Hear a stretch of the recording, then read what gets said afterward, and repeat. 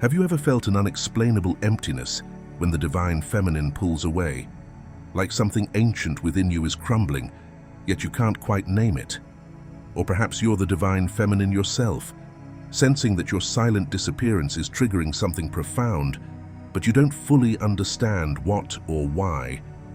There is a sacred mystery unfolding beneath the surface, and most people only see the shadows, never the divine pattern. Stay here with us. We're going to take you deep into that mystery. You'll understand the true energetic power of the divine feminine, not just as a person, but as a soul frequency that awakens, dismantles, and transforms. We'll explore why her presence feels like light, why her absence feels like thunder, and how her energetic withdrawal sparks a collapse and ultimately a resurrection within the divine masculine. This isn't just a story about physical separation.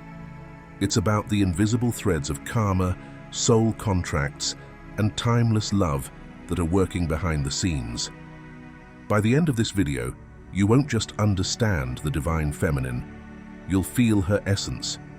You'll begin to see your journey through the lens of energy, not logic. Whether you're masculine or feminine, this video will help you shift from confusion to clarity, from longing to wisdom. You'll no longer see her disappearance as a loss, but as a divine initiation, a soul invitation.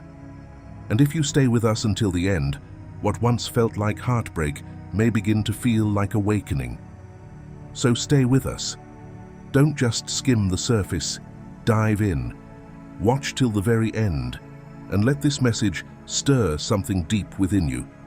Because once you understand the power of her silence, you'll never look at love the same way again. Number 1. The cosmic contract, a sacred promise beyond time. The twin flame journey is not simply a love story, it is a sacred agreement etched into the soul before time began. This is not about chance encounters or fleeting attraction. It is the divine unfolding of a single soul that once chose to experience itself in two bodies, destined to find reunion through the mirror of another. Each counterpart carries within them the essence of the other. Their meeting is not coincidence, it is cosmic alignment. These are not ordinary lovers, they are soul companions bound by a divine promise made in the higher realms, to awaken one another, to dissolve the illusions of separation, and to remember the truth of their eternal oneness. When twin flames meet in the physical world, the energy is overwhelming.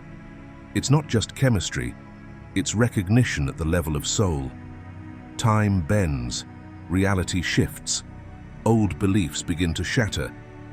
But this meeting, as beautiful and magnetic as it is, does not come without a purpose, and that purpose is rarely ease or comfort. This connection is not meant to soothe you, it is meant to transform you. It is a sacred fire, and sacred fires burn away all that is false. What remains is raw, real, and pure. The divine feminine often awakens first.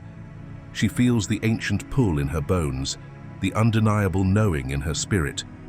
She begins her healing journey not because she understands it all, but because her soul cannot ignore the depth of the connection. Her heart recognizes him. Her energy begins to shift. She sheds layers of pain, patterns of people-pleasing, and old timelines that no longer resonate. Her transformation is not just for her, it becomes the catalyst for his. The divine masculine, in contrast, may not initially comprehend the intensity of what he feels. Often, he resists. He may try to control the situation, suppress his emotions, or run altogether, not because he doesn't feel, but because he feels too much. The weight of unhealed wounds, generational trauma, and emotional repression rise to the surface in her presence. Her energy exposes everything he tried to bury. And yet, his soul remembers. Even in the distance, even in silence, something within him is being reawakened. Their soul contract goes far beyond romantic union. It is about healing ancient wounds, wounds carried not just from this life, but from many lifetimes, from ancestral lines, from collective pain. This is not just about two people falling in love. It is about two souls rising into their truth, clearing centuries of distortion and fear. And within this sacred arrangement, the divine feminine does not come to fix or rescue. She comes to remember who she is. She comes to embody light so fiercely that it touches the shadows in him. She cannot walk his path, but she can illuminate it. And in doing so, she honors the contract. Not by waiting, not by chasing, but by becoming. Before we move forward, take a moment to pause and reflect. Have you ever felt a connection so deep, so unexplainable, that it shook the foundation of everything you believed about love, time, and destiny? This isn't just a story. It's a soul memory awakening within you. We would love to hear your experience. Have you sensed this sacred contract in your own journey? Share your thoughts in the comments, or simply type, "My soul remembers the promise," as an affirmation that you're awakening to your truth. Your voice matters, and your story could be the light that helps someone else recognize their own. Number 2. Her sacred disappearance, a divine act of alignment. There comes a moment on the twin flame journey when the divine feminine vanishes, not out of bitterness or to punish, but because her soul has reached a point of sacred alignment. To the unawakened eye, her absence may seem like rejection, manipulation, or emotional withdrawal. But this disappearance is none of those things. It is not a tactic to spark reaction, nor is it a plea for attention. It is a deeply spiritual moment, an inner calling she cannot ignore. The disappearance is an act of divine obedience, a holy pause demanded by the soul contract they once made before entering this lifetime. It marks the beginning of his return to himself. For so long, she has waited in the in-between, hoping, forgiving, praying, and endlessly holding space for the masculine to meet her in the light. She has extended compassion, even when it broke her. She's tried to meet him where he was, even if that meant dimming her own radiance to match the energy of his avoidance, confusion, or fear. But there always comes a moment, often silent and invisible from the outside, when Spirit speaks softly to her, whispering, "It's time now. You've done enough." And in that instant, her soul knows it can no longer remain in places where truth is not fully honored. She cannot pretend, chase, or hold space any longer.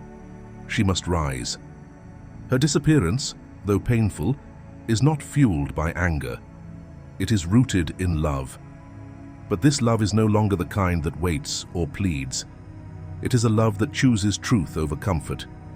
It is a love that refuses to settle for half light when the full flame is meant to burn. Her leaving is an act of reverence, not rejection. It is her way of honoring the sacredness of the bond they share, a sacredness that demands both souls to rise, not just one. And when she finally steps away, sometimes quietly, sometimes suddenly, it creates a ripple in the soul of the divine masculine. Something ancient within him begins to stir. Her absence becomes the mirror he never asked for, but deeply needs. It is through the silence that he begins to hear himself. It is through the stillness that he begins to feel what he once resisted. Her sacred disappearance is not the end. It is the spark, the ignition of his own awakening. And though he may not understand it right away, her absence becomes the divine invitation for his soul to begin its return, not just to her, but to his truest self. Number 3. His soul awakens in her absence, the mirror of silence. When the divine feminine finally withdraws, what she leaves behind is not emptiness. It is a sacred silence, charged with remembrance. At first, the divine masculine may not understand the depth of her departure. He may believe he is free, unbothered, unaffected. He may throw himself into work, lose himself in distractions, or seek comfort in temporary companions. But beneath the surface, a quiet ache begins to pulse through him. Her energy lingers, not in form, but in frequency. She appears in dreams, in music, in fragments of conversation, in moments he cannot explain. Her presence haunts him not with pain, but with truth. She is gone, yet everywhere. This haunting becomes the threshold of his awakening. What stirs within him is not simply the longing for her, it is the call of his own soul, finally loud enough to pierce through the noise. Her absence becomes a portal, drawing him inward. For perhaps the first time, he begins to question everything: his choices, his beliefs, his identity. The roles he has played feel empty. The life he built begins to feel like a shell. He starts to realize that what he thought was love was often fear. What he thought was control was avoidance. Her silence does not punish him, it reflects him. In this stillness, old wounds rise to the surface. The fear of intimacy. The walls built to protect him. The shame buried beneath masculinity.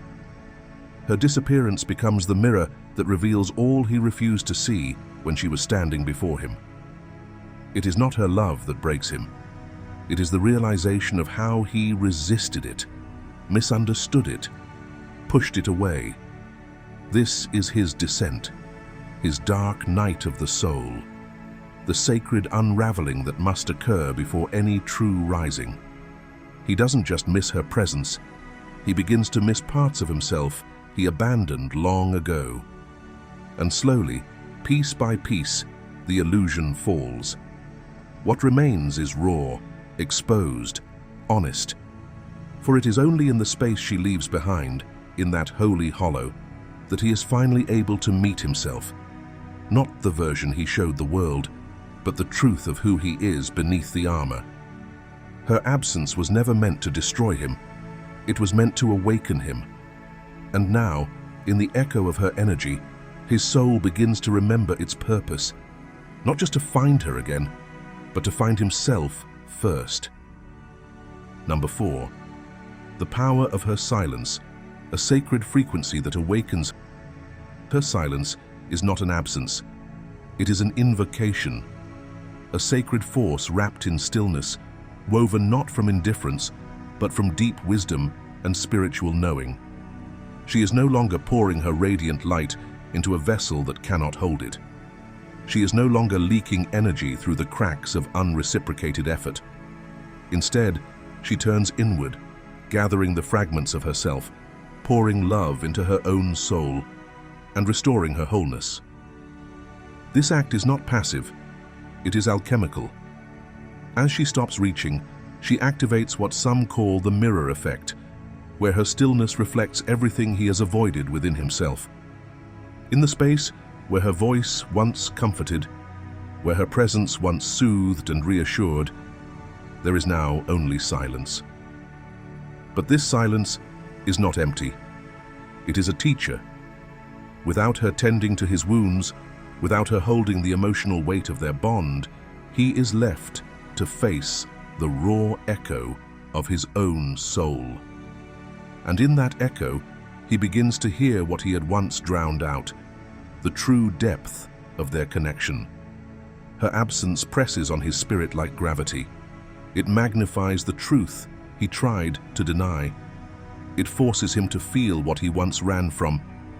But make no mistake, this choice to retreat does not come easily to her. It's not cold or cruel. It breaks her heart to pull back. It hurts to withdraw from someone she loves so deeply. But the deeper truth is this: she knows that her silence is part of her magic. It is not a punishment. It is a sacred pause, a necessary recalibration, a holy reminder that her energy is not to be drained, diminished, or dismissed. It is sacred ground. When she steps back, she does not create a void. She expands a field of infinite possibility. And in that spaciousness, her energy becomes even more powerful, not louder in words, but in frequency. her vibration becomes unmistakable. He feels her not because she is near in proximity, but because her essence reverberates through the spiritual bond that ties them together. It is not her longing he senses, it is her sovereignty. Not her pursuit, but her presence. She is no longer the echo chasing his footsteps. She is the pulse of the divine that calls him back to truth. By remembering her own power, she doesn't chase him, she calls him home, not to her, but to himself. And in doing so, she transforms their connection. She becomes not the rescuer, but the revealer. Not the shelter, but the storm that clears the sky. Her silence, once mistaken for distance, is the thunder that awakens his soul. If you've made it this far, it means something in these words has stirred your soul. And perhaps, like her, you've walked the path of sacred silence. Take a moment to reflect. What has your silence revealed, not just to another, but to you? How has choosing yourself shifted the energy in your connection? We'd love to hear your story. Share it in the comments below. And if this message resonates deeply, anchor it by typing, "My silence is sacred, and my energy speaks." Let this be your affirmation, your declaration, your reminder that you are powerful, even in stillness. Number 5, his return and her evolution, a dance of wholeness. In her absence, he meets himself. Every moment without her becomes a mirror, showing him the ways he once tried to control what he could not understand. He begins to recognize the armor he wore, how fear was disguised as indifference, how silence veiled his deepest longing, how pride was merely a shield for unspoken wounds. Without her constant light softening his shadows, he is left in the stillness of his own soul. And this stillness becomes his greatest teacher. What once felt like abandonment transforms into sacred instruction. He starts to understand that love is not won through dominance or performance. It flows through presence, through humility, through truth. As this realization deepens, a shift begins within him. Not a sudden transformation, but a slow, grounded rise. He is not rising to impress her or to claim her. He rises because he is awakening to himself. For the first time, he seeks not to chase love, but to become worthy of standing in its presence. His path begins to align with truth, and it shows not in grand gestures, but in the quiet strength of his integrity, his willingness to feel, to be seen, and to open his heart without conditions. Meanwhile, she evolves in her own way. Her return is never born from emptiness or longing. It is not a plea, nor a response to his desire. She returns only when her soul senses that his energy has genuinely shifted, when he is no longer hiding, no longer running, no longer using love as a transaction. She has done the inner work. Her journey has led her to wholeness, to sovereignty, to a deep knowing of her own sacred worth. She no longer needs validation, rescue, or reassurance. Her love is no longer tethered to need, it is rooted in self-respect. And so, if she returns, it is as a woman transformed. She is softer, not because she is fragile, but because she has become strong enough to remain open. She is stronger, not because she is hard, but because she knows her boundaries and honors her own energy. She is willing to walk beside him, but only if the path is mutual, and only if the soul affirms it is the divine time. Her presence is no longer about mending him, it is about walking in truth, together, with eyes wide open and hearts fully sovereign. In this reunion, there is no chasing, no fixing, no illusion. Only the possibility of two whole beings choosing to meet again, not because they must, but because they are finally ready. Imagine a man who once pushed love away because it felt too vulnerable, too unpredictable. In the beginning, he clung to control, texting her only when it felt safe, pulling back the moment things became too emotional. He mistook emotional distance for strength and silence for power.